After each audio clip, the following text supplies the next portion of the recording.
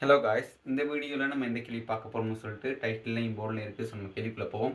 கேள்வியில் என்ன சொல்கிறாங்க அப்படின்னா, 77 சென்டிமீட்டர் வர்க்கம் குறுக்கு வெட்டு பரப்பளவுடைய ஒரு அரியதில் 20 சென்டிமீட்டர் உயரத்துக்கு நீர் இருக்குன்னு சொல்கிறாங்க. இப்படி இருக்கக்கூடிய நீரை முழுவதுமாக 7 சென்டிமீட்டர் ஆரையுடைய ஒரு உருளைக்கு ஊற்றுறாங்க. முழுவதுமாக ஊற்றுவாங்களா இருந்தால் கனவளவு மாறாது. சரிதானே?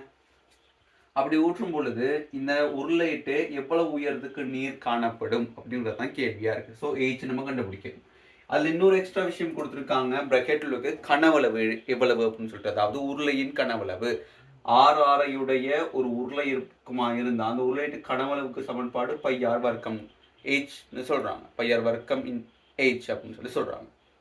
அப்படியா இருக்குமா இருந்தால் நம்ம கனவளவை பற்றி இங்கே எதை யோசிக்கணும் அப்படின்னு நமக்கு தெரிஞ்சிருக்கணும். அதே நேரம் ஒரு செவ்வரியம் அப்படின்னு சொல்லும் பொழுது இது விட்டு கனவளவுக்கு சமன்பாடு குறுக்கு வெட்டு பரப்பு தர உயரம்.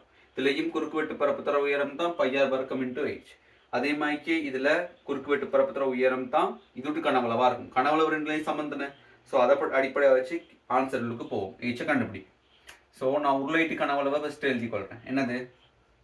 பையார் வர்க்கம் h சமன் இவட்டு கனவளவு குறுக்கு வெட்டு பரப்பு தர உயரம். குறுக்கு வெட்டு பரப்பு 77 சென்டிமீட்டர் வர்க்கம் தர உயரம் 20 சென்டிமீட்டர். அப்படித்தானே? ஓகே.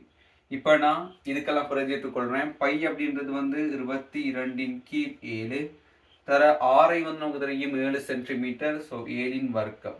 நான் சென்டிமீட்டர்ல எல்லாம் இருக்கனால நான் பிரதியிடல. ஃபைனல் ஆன்சருக்கு ஏஜ் நான் சென்டிமீட்டர்ல போட்டுக்கொள்கிறேன். தர ஏஜ் தான் கண்டுபிடிக்கணும். இன்னும் 27 சென்டிமீட்டர் போட தேவையில்ல, நான் போடுறது சரிதானே? தர 20. இப்போ என்ன செய்யணும்? நான் ஏச்சை மட்டும் கிட்ட வச்சுட்டு மற்றலாம் அங்கே கொண்டு போகணும். நான் இங்கே சுருக்கிட்டே கொண்டு போகிறேன். சரியா? கீழே ஒரு 7 இருக்கு, மேலே 7 வர்க்கம் இருக்கு. 7 வர்க்கம் அப்படின்றது 7 தர 7 அப்படின்றது தான் 7 வர்க்கம்னு சொல்லுவோம். ஸோ உங்களுக்கு 2 7 இருக்குனால நான் ஒரு 7 சுருக்கி கொள்றேன். அப்போ இது ஒரு 7 இருக்காரு. நான் இப்போ 7 22 தான் இருக்கு. நான் அதை அப்படியே சமன்காங்கிட்டு கொண்டு போகிறேன். சரிதானே? ஏற்கனவே இங்கே 77 தர 20 இருக்காங்க. இப்போ நான் இவங்க 2 பேரும் பெருக்கி இருக்கனால சமன்காண்டு போனால் என்ன செய்யும்? பிரிபடும்.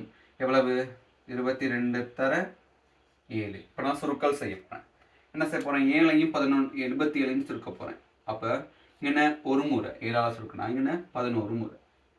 இப்போ இந்த 11ஐயும் இந்த 20ஐயும் 22ஐயும் சுருக்க இயலும். எத்தனையால? 11ஆல. சுருக்கணுன்னு சொன்னாக்க இங்கே ஒரு முறை, இங்கே 2 முறை. 20 2ஆல சுருக்கணும்னு சொன்னாக்க ஏச்சுக்கான தீர்வு வந்துடும். எவ்வளவு?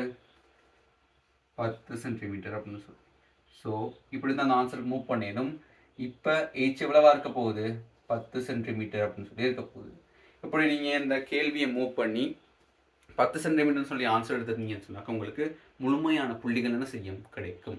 ஸோ இந்த இலகுவான கேள்வி உங்களுக்கு விளங்கி இருக்கும்னு சொல்லி நினைக்கிறேன். நம்ம அடுத்த கேள்வியில் சந்திப்போம். பாய்.